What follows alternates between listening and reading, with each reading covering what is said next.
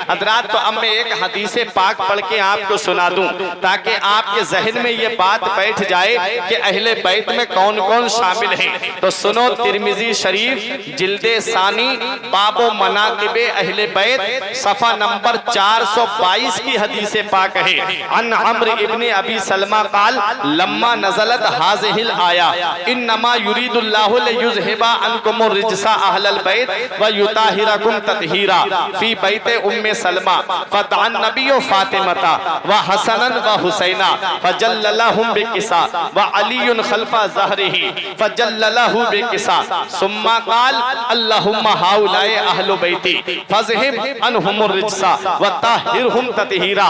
हज़रत अम्र इब्ने अबी सलमा बयान करते हैं कि जब ये आयत करीमा, ऐ नबी के घर वालों, अल्लाह ताला तुमसे हर तरह की गंदगी और नापाकी को दूर करने का इरादा फरमाता है और अल्लाह तुमको खूब खूब पाक करने का इरादा फरमाता है। जब ये आयत करीमा हजरत उम्मे सलमा के मकान में नाजिल हुई, फदान नबी और फातिमता, तो मेरे आका ने हजरत फातिमा को बुलाया, वह हसनन व हुसैना, और इमाम हसन और इमाम हुसैन को बुलाया, फजल्ललहु बिकिसा, और अपनी नूरानी चादर के नीचे छुपा लिया, वह अलीयुन खल्फा ज़हरिही, और मौला अली शेर खुदा मेरे आका की पुश्ते अनवर के पीछे खड़े थे, फजल्ललहु बिकिसा, उनको भी चादर मुबारक के नीचे कर लिया।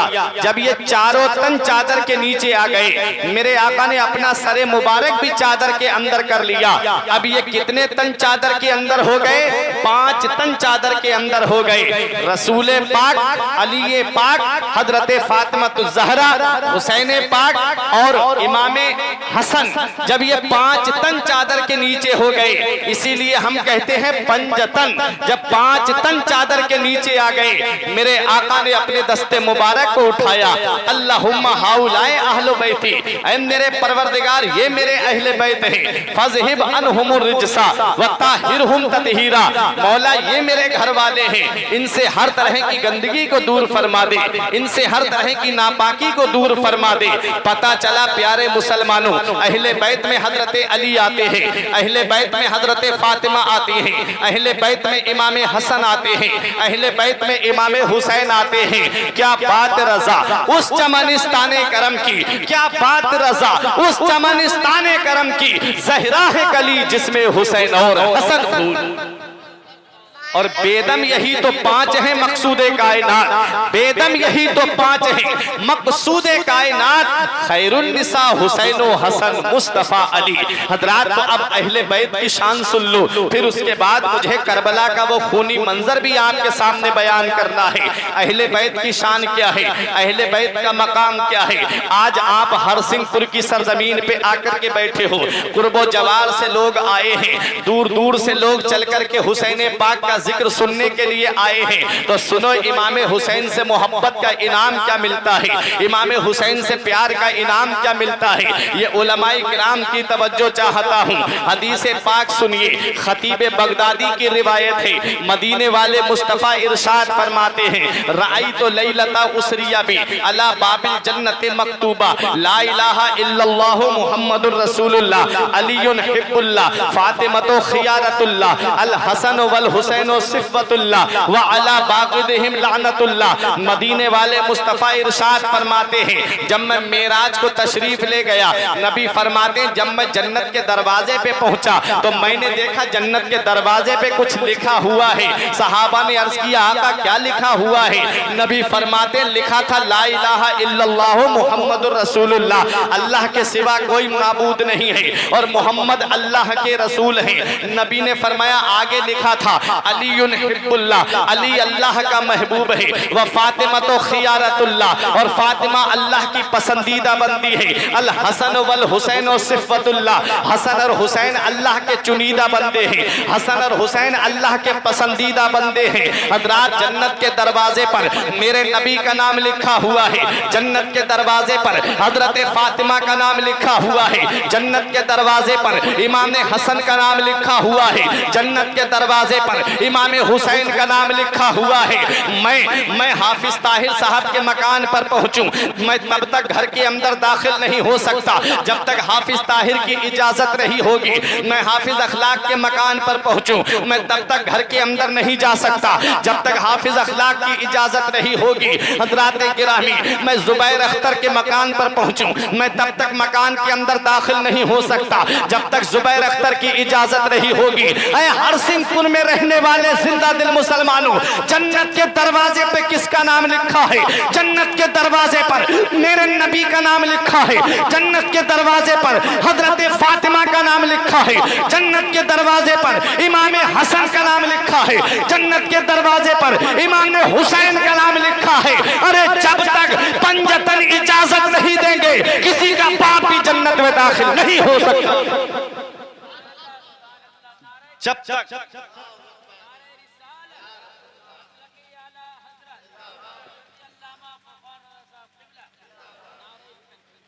जब तक पंजतन इजाजत नहीं देंगे किसी का बाप भी जन्नत में दाखिल नहीं हो सकता। अल्लामा हसन पुकार के कहते हैं, बाग जन्नत के है बहरे मदहा खाने अहले बैत, बाग जन्नत के है बहरे मदहा खाने अहले बैत, तुमको मुज्दा नार का है दुश्मनाने अहले बैत। बे इजाजत जिनके घर में जिब्राइल आते नहीं, कद्र वाले जानते हैं कद्रो शाने अहले बैत, कद्र वाले जानते हैं कद्र शाने अहले बैत। हजरात, अहले बैत से मोहब्बत का मकाम क्या मिलता है? आगे नबी फरमाते हैं, वा अला बाग़िदिहिम लानतुल्लाह, और जो मेरे अहले बैत से दुश्मनी रखे, जो मेरे अहले बैत से बुग़्ज़ रखे, जो मेरे अहले बैत से दुश्मनी रखे, नबी फरमाते हैं उस पर अल्लाह की लानत है। पता चला जो अहले बैत से मोहब्बत करता है वो अल्लाह का महबूब है, जो अहले बैत से प्यार करता है वो रसूलुल्लाह का महबूब है, जो अहले बैत से प्यार करता है उससे अल्लाह और उसका रसूल मोहब्बत करते हैं, और जो अहले बैत से नफरत रखता है उस पर अल्लाह की लानत है, फरिश्तों की लानत है।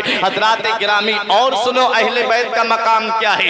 नबी ने इरशाद फरमाया, हदीस पाक सुनो, नबी इरशाद फरमाते हैं, मन अहब्बा यानी अल हसन वल हुसैना, नबी फरमाते हैं जिसने हसन और हुसैन से मोहब्बत की, वह अबाहुमा और इनके वालिद मौला अली से मोहब्बत की, वह उम्माहुमा और इनकी माँ फातिमा ज़हरा से मोहब्बत की, नबी फरमाते काना मई फी दरजती फिल जन्ना, वो जन्नत में मेरे दर्जे में होगा। जरा मोहब्बत से बोलो सुभान अल्लाह। नबी फरमाते हैं जो मेरे हसन और हुसैन से मोहब्बत करे, जो अली शेर खुदा से मोहब्बत करे, जो फातिमा तो ज़हरा से मोहब्बत करे, वो जन्नत में मेरे दर्जे में होगा। और नबी का दर्जा क्या होगा जन्नत में? जैसे जमीन पे खड़ा होने वाला आसमान को देखता है, ऐसे जन्नत में अंबिया और रसूल मेरे आका के महल को देखेंगे। पता चला जो अहले बैत से मोहब्बत करता है वो मेरे आका के दर्जे में होगा। और एक मकाम पे नबी ने फरमाया, मैं मेरी बेटी फातिमा, अली और हसन और हुसैन जन्नत में एक महल में होंगे। हजरात गिरामी, तो इनसे मोहब्बत करने वाला भी इनके साथ होगा।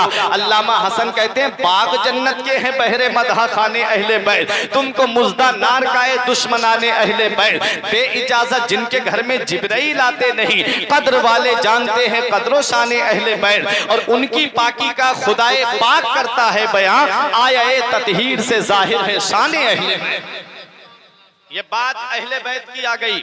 हदीस भी आपने सुन ली, अहले बैत से मोहब्बत करने वालों को क्या इनाम मिलेगा, वो हदीस भी आपने सुन ली। अब आओ अहले बैत में कौन कौन शामिल है। मौला अली, हजरत फातिमा, इमाम हसन और इमाम हुसैन, इन चार नामों की वजह तस्मिया आप सुन लो। अली को अली क्यों कहते हैं, फातिमा को फातिमा क्यों कहते हैं, हसन को हसन क्यों कहते हैं, हुसैन को हुसैन क्यों कहते हैं, इनके नाम किसने रखे हैं और इनके नाम कैसे रखे गए हैं और ये नाम कहां से आए हैं, बस ये बात आप सुन लो। फिर उसके बाद मैं अपनी तकरीर को आगे बढ़ाता हूं। अली को अली क्यों कहते हैं? अली बना है अला यालू से, जिसके माना आते हैं बुलंद, जिसके माना आते हैं ऊंचा। अली शेर खुदा का नाम ऐसा नाम है कि दुश्मन नाम ले तब भी अली शेर खुदा बुलंद है, और अली से मोहब्बत करने वाला नाम ले तब भी अली शेर खुदा बुलंद है।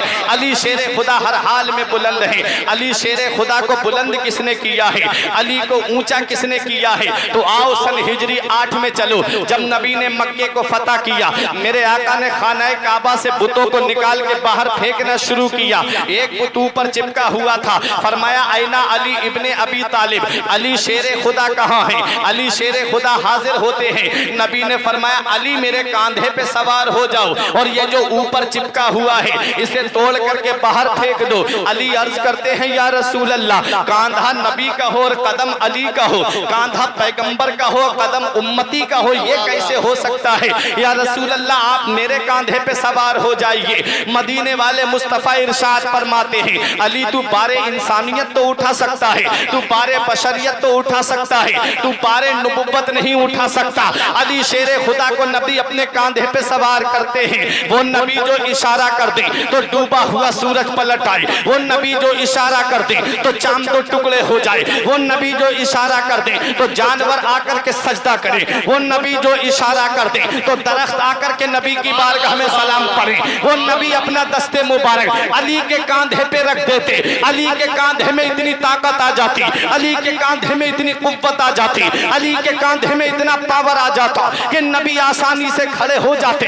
नबी ने ऐसा नहीं किया, नबी ने अली को अपने कांधे पे सवार करके पूरी दुनिया को यह पैगाम दे दिया, अब नबी ने अली को बुलंद कर दिया है, अब नबी ने अली को ऊंचा कर दिया है। अब कोई माई का लाल इसे नीचा नहीं कर सकता है, अब कोई माई का लाल इसे पटक नहीं सकता है। ज़माने की निगाहों में वो रुसवा हो नहीं सकता, ज़माने की निगाहों में वो रुसवा हो नहीं सकता। नबी करते जिसे ऊंचा वो नीचा हो नहीं सकता। नबी कर दे जिसे ऊंचा वो नीचा हो नहीं सकता। नबी ने अली को बुलंद कर दिया है, नबी ने अली को ऊंचा कर दिया है। अब कोई माई का लाल अली को नीचा नहीं कर सकता, अब कोई माई का लाल अली को पटक नहीं सकता।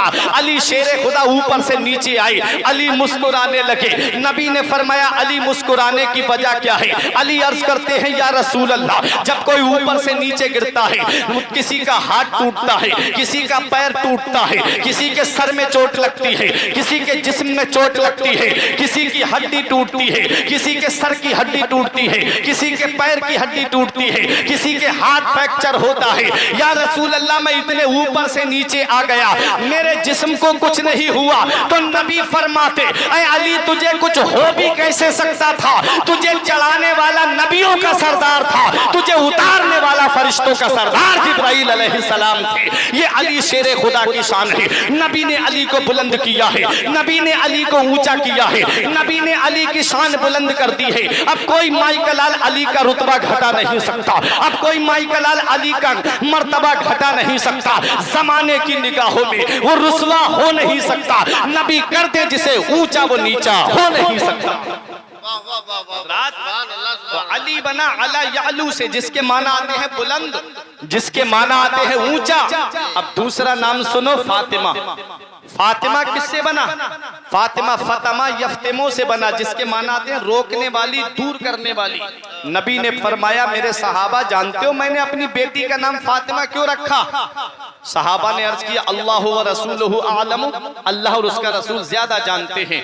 नबी ने फरमाया मैंने अपनी बेटी का नाम फातिमा इसलिए रखा है कि जो मेरी बेटी फातिमा से मोहब्बत करता है अल्लाह ताला ने उसको जहन्नम से आजाद कर दिया है।